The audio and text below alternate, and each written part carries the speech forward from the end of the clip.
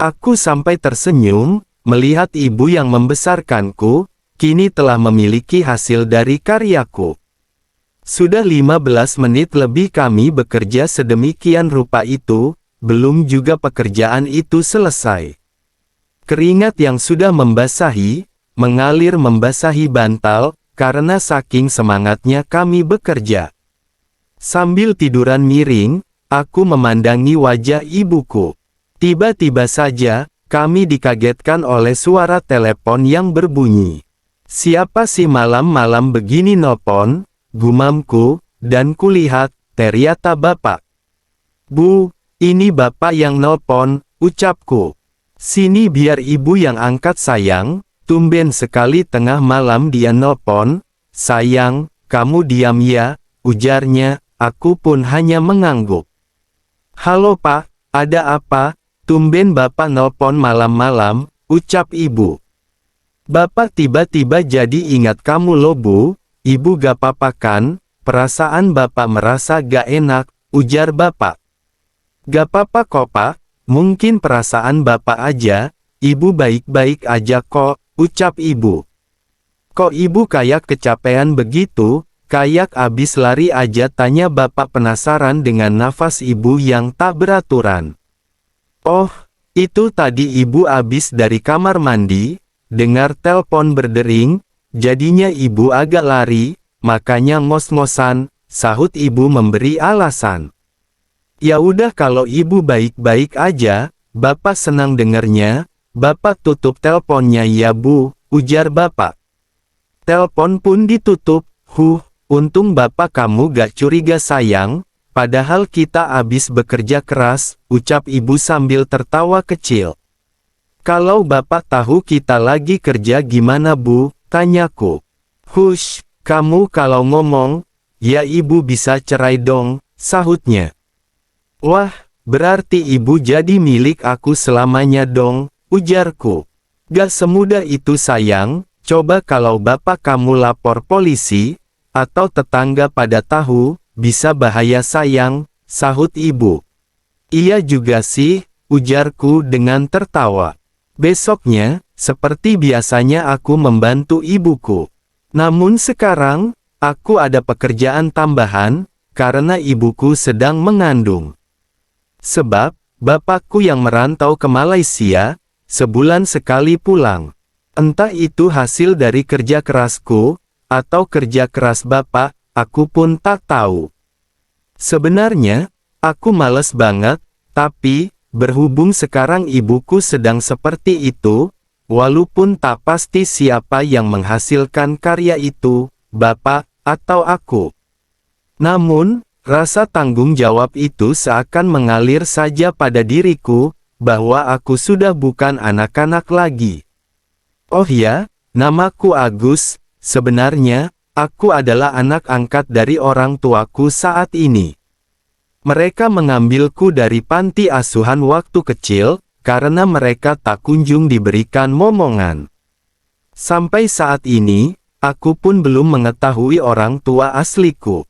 Beberapa bulan berlalu, ibuku pun akhirnya melahirkan, dan dikarunia seorang putri berjenis kelamin perempuan yang cantik dan lucu. Perasaanku begitu senang dan bahagia sekali melihat anak itu lahir dengan selamat. Bapak sampai menangis karena saking senangnya ketika kami menelpon. Dan ibu melihatku ketika aku berada di pojokan pintu, dia tersenyum, sambil menganggukkan kepalanya. Dan setelah itu, bapak langsung pulang dari perantauannya di Malaysia. Tentu saja, selama ibu sedang masa pemulihan itu, aku libur untuk tak meminta pekerjaan padanya, apalagi sekarang ada bapak, gak mungkin juga kalau aku minta pekerjaan pada ibu, jika ayah sedang di rumah, karena itu sama aja bunuh diri. Selama ada ayah di rumah, aku pergi keliling kecamatan mencari angin. Aku berhentikan motorku di sebuah kafe, lalu duduk sembari melihat jalan yang ramai, dengan orang-orang yang berlalu lalang. Tiba-tiba, aku mempunyai ide, bagaimana kalau aku berjualan saja, tapi, jualan apa? Tentu selain modal, apa yang akan dijual, pikirku. Dan seketika aku ingat seorang kakek tua ahli hikmah, yang selalu dikunjungi banyak orang, karena ketajaman firasatnya. Ia juga ahli mengobati yang berhubungan dengan spiritual, itu pun bagi mereka saja yang tahu keberadaannya. Sebelum pulang, aku pergi ke kakek tersebut untuk berkunjung dan bersilaturahmi kepadanya.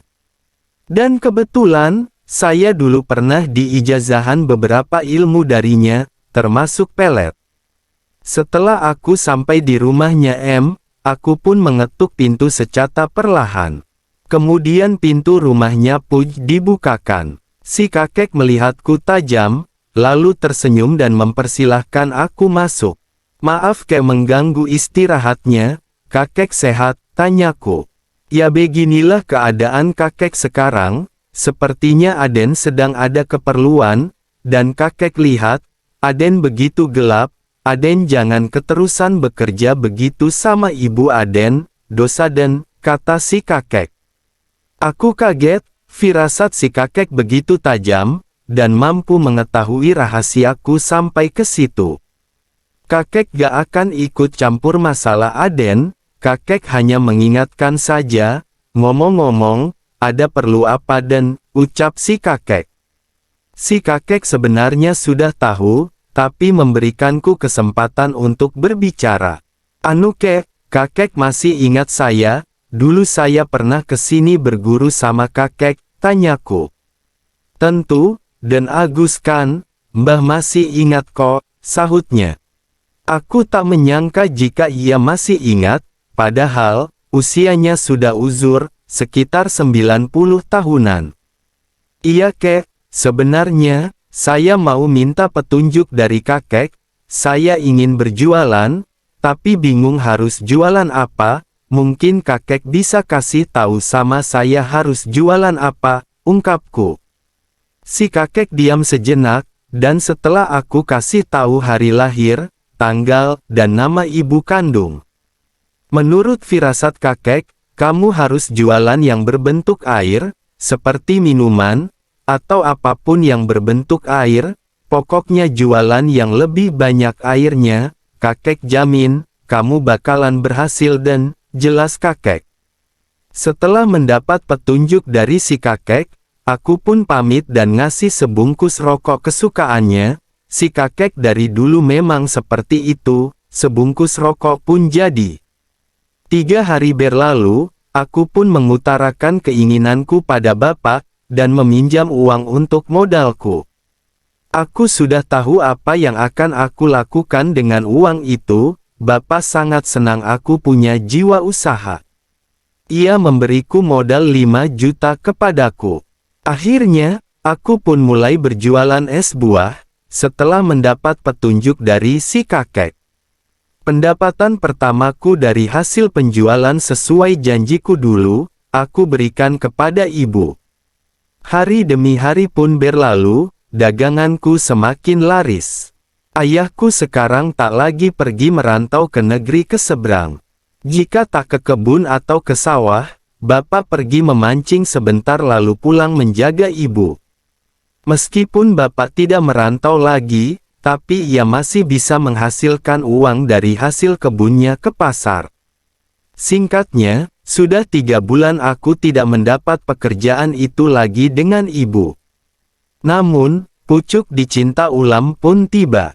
Kabar bagus datang dari bapakku, besok hari Minggu pagi, bapak katanya mau pergi kondangan ke tempat temannya dulu satu kerja di Malaysia, mungkin, ia akan pulang malam.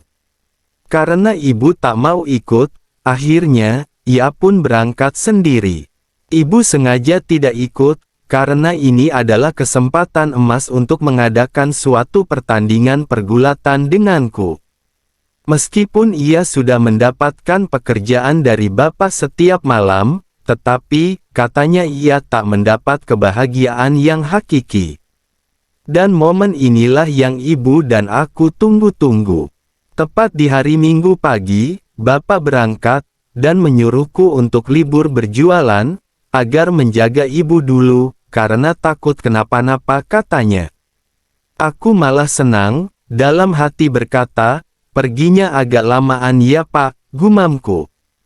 Ketika Bapak sudah berangkat naik motor yang selalu aku pakai, aku menoleh ke ibuku, dan ternyata ibu sudah melirikku duluan dengan wajahnya yang terlihat memerah menahan gejolakan yang sudah tak terbendung.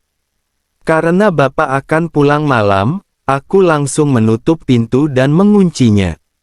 Kulihat ibu sudah berdandan cantik dengan daster Mia yang berbahan pendek dan tipis. Sayang, lihat ibu, ucap ibu. Tak menunggu lama, di ruang tengah itu aku langsung memberi rangkul dengan erat. Terlihat ibuku begitu bahagia waktu itu. Dan semakin lama, kami makin lupa diri, bahwa kami adalah ibu dan anak. Tapi, ku singkirkan pikiran yang mengganggu itu, aku dan ibu sudah tidak peduli dengan apa yang membentengi kami. Saya janji, nanti, kalau ada waktu dan kondisi yang memungkinkan, saya usahakan untuk bekerja untuk ibu, ungkapku. Iya sayang, janji ya, sahut ibu. Iya, saya janji Bu, emangnya Agus pernah bohongin ibu kalau lagi begini, enggak kan, jelasku. Awas ya kalau gak bisa nepatin janji, gak bakalan ibu kasih kerja buat kamu, ucap ibu. Ih, ibu jahat banget, emangnya ibu bakalan kuat kalau gak ngasih kerja buat Agus, tanyaku sambil tertawa kecil. Kalau gak kuat mah, ibu akan nekat masuk ke ruangan kamu, lalu ibu akan paksa kamu kerja, meskipun lagi ada Bapak, sahutnya. Aku dan ibu saling berpandangan, sampai kami berdua merasa tenang. Setelah semua pekerjaan selesai kubereskan, ibu memegang pipiku, lalu berkata, sungguh luar biasa pekerjaan ilmu nak, ibu sampai kalah berkali-kali dalam pertandingan itu, ungkap ibu. Emang ibu mau aku mulai lagi pertandingannya, tanyaku. Lia, ibu mau tanding lagi, sahutnya dengan semangat. Ibu merasa bahagia banget sayang, kebahagiaan ibu luar biasa, imbuhnya. Malam pun tiba, Bapak pulang dengan pulang membawa oleh-oleh dari kondangan. Bapak tak tahu, bahwa selama dia pergi, telah terjadi kejadian yang sangat luar biasa di rumah. Tapi aku bersikap seperti biasa, seakan tak pernah terjadi apa-apa. Singkatnya, 2 tahun berlalu, aku pun berhasil membuat ibuku ada isi lagi. Lagi-lagi, anak perempuan yang cantik, telah lahir ke dunia. Tidak ada kecurigaan sedikit pun dari semua orang, karena anak tersebut semua mirip ibunya. Memang, aku telah menyalahi semua norma, namun, aku juga tak dapat membendung semua itu.